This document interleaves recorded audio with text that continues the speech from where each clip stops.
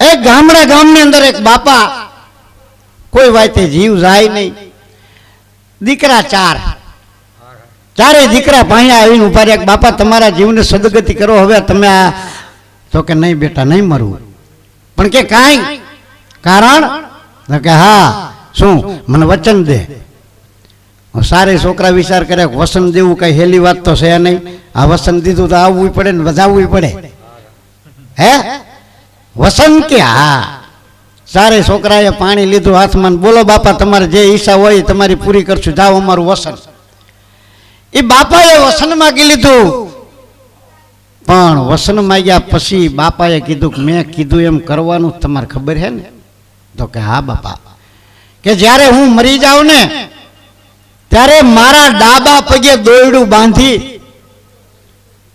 અને મને બજારની અંદર ઢળીને શમશાને લઈ જજો. હવે સારે છોકરા હલવાણા, બાપાને જીવ વે ગયો.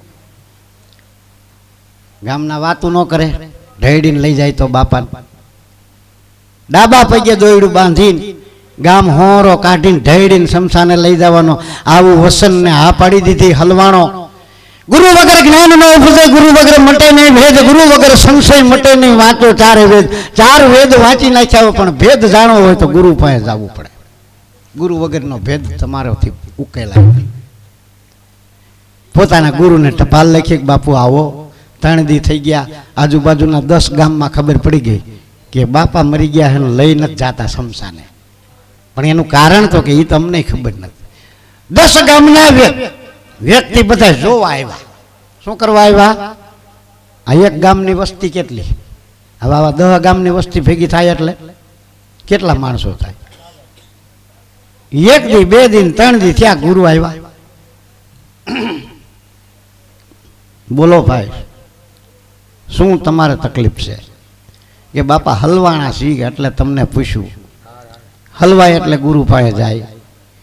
હે હલવાણા એટલે ગુરુ પાસે આવ્યા ને ગુરુને કીધું કે બાપુ અમારા બાપાએ વસન લઈ લીધું છે, અને વસન પ્રમાણે અમે કરવીને તો અમારું આખું ગામ અમારી વાંહે હોટા લઈને થાય એવું. કારણ કે ઢળીને લઈ જાય હોટા લઈને ન થાય. પણ કે શું વસન દીધું?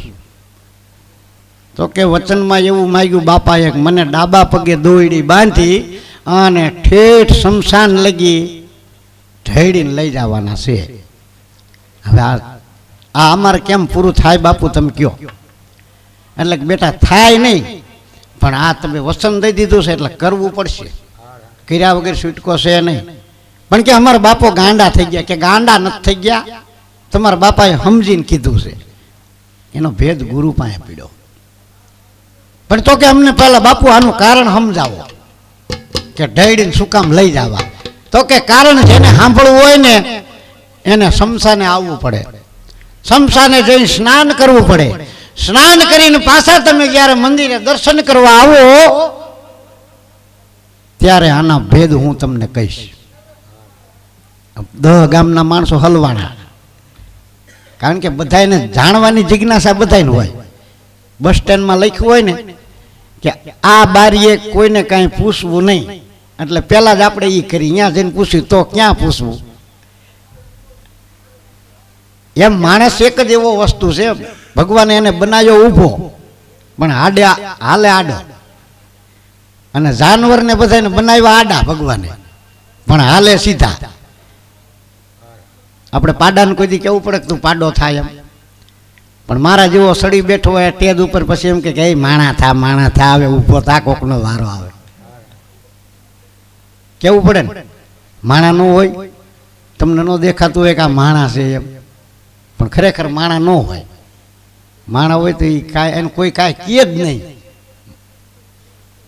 કારણ જો તમારે આનું જાણવું હોય, આનો ભેદ જાણવો હોય તો રામજી મંદિરે જ્યારે પગે લાગવા આવો, નાઈ ધોઈને શમશાનેથી પાછા આવો તો કારણ તમને કહીશ. એટલે 10 ગામના પાલખી કરી ત્યાર રામ બોલો ભાઈ રામ, સીતારામ, રામ બોલો ભાઈ રામ. એક જણો રામ બોલાવે વાંહે કેટલા બોલે?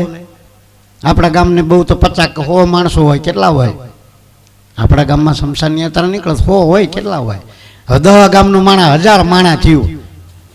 એક જીવની વાંહે કેટલા નામ લેવાય? હજારો નામ લેવાય. રામ બોલો ભાઈ રામ.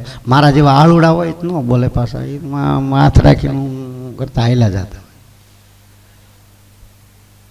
હવે શમશાને ગયા, બધાને કારણ જાણવા વાળા ભાગે નહીં. ઉતાવળિયા હોય સિટીમાં તો તાર મોટરસાયકલ લઈને જાય, આમ કઈ નામ બાપાને ધક્કો માર્યો નથી ને ઓલા ઓફિસે ગયા નથી. એ બધા પાછા તળાવની અંદર નમો શિવાય નમઃ શિવાય નમઃ શિવાય સ્નાન કર્યું. 10 ગામનું માણા કારણ જાણવા હાટું થઈને મંદિરે ભગ્યા લાગવા આવ્યું. સભા ભરાણી આખી ધર્મ સભાની અંદર. બાપુ હવે ઓલું કારણ કયો ને કે આ શું કામ મારા બાપાએ ઢેડીને લઈ જવાનું કીધું. ત્યારે ગુરુ બોલ્યા કે ભલામણા આપણા આ ધરતીની ઉંમર, આ ભારત દેશની અંદર રામચંદ્ર ભગવાન જન્મા, કૃષ્ણ ભગવાન જન્મા, પાંડવો બધાય જંગલની અંદર ફર્યા, કૃષ્ણ ભગવાન એની હારે ફર્યા, સ્વામિનારાયણ બાપા જન્મા. આવા મહાન મહાન સંતો આ ધરતીની ઉપર હાલેલા છે, ઉગાડા પગે. 5 પાંડવે કેટલા વર્ષ, 14 વર્ષ સુધી એક ધારા જંગલની અંદર હાલ્યા. કૃષ્ણ ભગવાન, રામચંદ્રજી ભગવાન 14 વર્ષ જંગલની અંદર હાલ્યા. તો એ મારા બાપની ચરણ રજ અહીંયા પડી હોય. આજે આ તમારું આંગણું પવિત્ર થઈ ગયું, શું કામ? આટલા સંતોના ચરણ રજ અહીંયા છે. અને સંતોના ચરણ રજ એ પછી વાર્તા આવશે. આમ ઘણા સંતો બેઠા છે, બધાના બબ્બે ભજન કરવાના. હોળી પછી કોક એમ કે બાપુ તમે 2 નું કહેતા ને 6 ઠોક્યા, એટલે એ ન હાલે. એટલે ભજન પૂરું કરી નાખવું. પણ આ કારણ એક કહી દઉં ને પછી તરત ભજન પૂરું કરી નાખવું. હવે વચ્ચે ઇન્ટર નહીં પાડવું હો રમેશભાઈ, ચિંતા ન કરતા. એટલે તમારો બાપો ગાંડો નથી થઈ ગયો, તમે ગાંડા થઈ ગયા છો. એ ચરણની રજ એના શરીરે અડી. અને વિચાર કરો તો એમ નો કે 2 પગ બાંધીને લઈ જઈજો. ડાબો જ બાંધવાનું શું કામ કીધો? કે જમણા પગે એ રજ અડે ને તો આ કાયાનું કલ્યાણ થઈ જાય, આ જીવનું કલ્યાણ થઈ જાય. કાયા એની પવિત્ર થઈ જાય, એને બીજો ડાઘ ન લાગે. આ કાયાને આપણે જેમ તે વસ્તુ અંદર નાખી નાખીને જ પથારી ફેરવી. આ જીવને અભડાવી દીધો આપણે ને આપણે. ન ખાવાની વસ્તુ અંદર ઠોકર બીજું નાખે, પછી આ કેટલોક ભાર ઝીલે. એટલે પછી કે ભાઈને અટેક આવ્યો, ભાઈની એક આંખ ત્રાહી થઈ ગઈ, ભાઈને 2 દાંત પડી ગયા, પડી જ જાય બાપા. જેમ તે વસ્તુ ખાવ કઈ ટકે. એટલે તમારા બાપા ગાંડા નહોતા, તમારા બાપા હતા ગુરુવાળા. અને આ તમારા બાપાએ એની ચરણ રજ હાટું થઈને કીધું, બાકી કાંઈ કારણ નહોતું. અને આ એની વાહે આટલા માણસો રામ રામ બોલવા આવ્યા. તમે વિચાર તો કરો, ડાયોક ગાંડો, હાલા આપણે ગાંડા. હરનારો છે ઘટમાં હરિવાર જાણો કોઈથી નો જાણ, કાયાનો ઘરનારો ઘટમાં.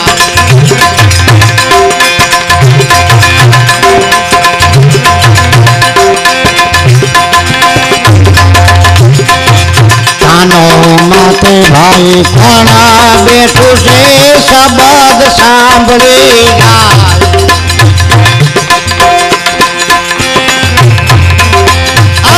કાનો માતે ભાઈ ઘણા બેઠું છે, શબ્દ સાંભળી જાય.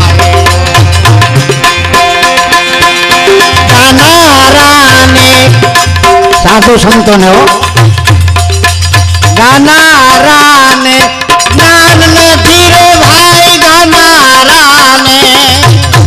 પેલો વારો મારો હું અત્યારે ગાવા બેઠો છું.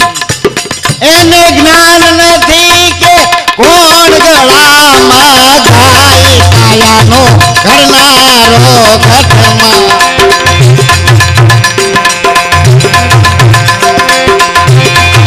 ઘરનારો ઘટમાં હરિવાર